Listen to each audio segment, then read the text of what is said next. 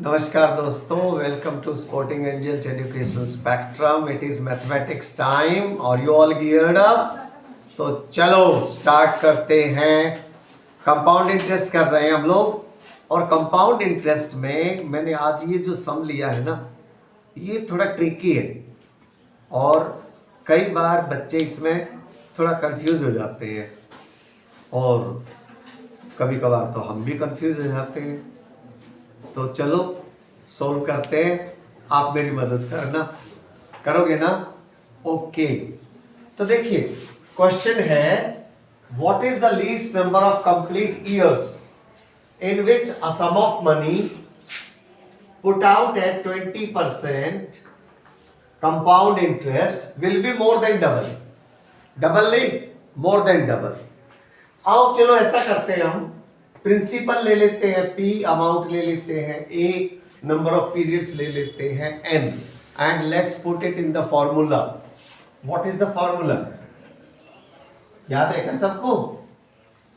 मैं नहीं बताऊंगा, आपको ही बताना पड़ेगा। हाँ, बताया तो सही है आपने। A is equal to P into 1 plus R upon 100। इसका मतलब ये तो क्लियर हो गया कि आपको फॉर्मूला तो याद है कम से कम। नाइस। ओके, हमें अमाउंट जो चाहिए वो, देखिए इस क्वेश्चन का हम मतलब समझ लें पहले तो। अमाउंट जो हमें चाहिए वो 2p नहीं चाहिए। It is not equal to 2p, बल्कि amount required is greater than 2p। इस बात को समझ ले। मोर देन डबल चाहिए, डबल नहीं चाहिए। राइट? अगर ये बात हम समझ गए हैं तो अब फिर बात बन जाएगी। Let's put it. रेट तो हमें पता है ना, तो आइए इसे रख लेते हैं पहले।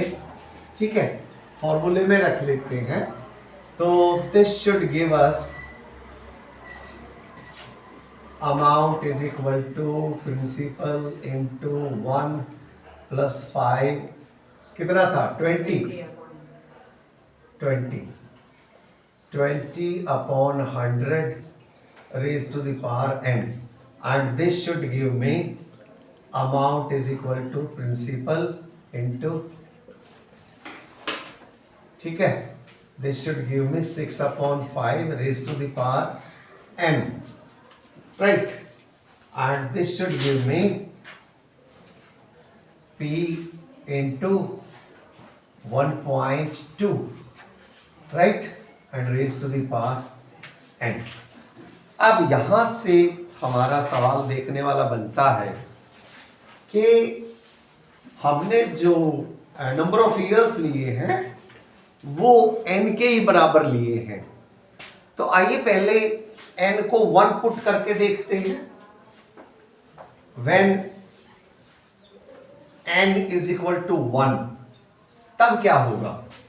अगर n is equal to 1 है तो भाई 1.2 raised to the power 1, तो ये तो 1.1 ही रहेगा और 1.2 ही रहेगा। 1.2 को जब आपने p से मल्टीप्लाई किया तो इट बिकम्स 1.2p। क्या 1.2p ग्रेटर देन 2p आ गया? नहीं, it is smaller than 2p और हमें चाहिए ग्रेटर। तो व्हेन n इज 2, इस बार देखते हैं। Square of 12 is 144, so this should give us 1.44p, which is again smaller than 2p. Right? When n is 3, तो इस बार हम देख लेते हैं। is smaller than 2p। भाई हमें तो ये ग्रेटर देन 2p चाहिए, तो let's take n is equal to 4, right? This time it is 2.0736 and this is certainly greater than 2p. This is what is required. Okay, amount जो है वो 2p से ज्यादा आनी चाहिए थी, इस बार 2p से ज्यादा आ रही है. दैट मीन्स हम ये कह सकते हैं, क्या कह सकते हैं, that the least number of complete years, the least number of complete years is equal to 4 years. मुझे उम्मीद है कि अब आप इसे अच्छे से समझ गए होंगे. n की वैल्यू तब तक रखते जाइए जब तक कि वो डबल p से थोड़ी ज्यादा ना आ जाए. So this is what we were asked to derive. derived समझ में भी आया होगा. तो फिर थैंक्स फॉर ज्वाइनिंग.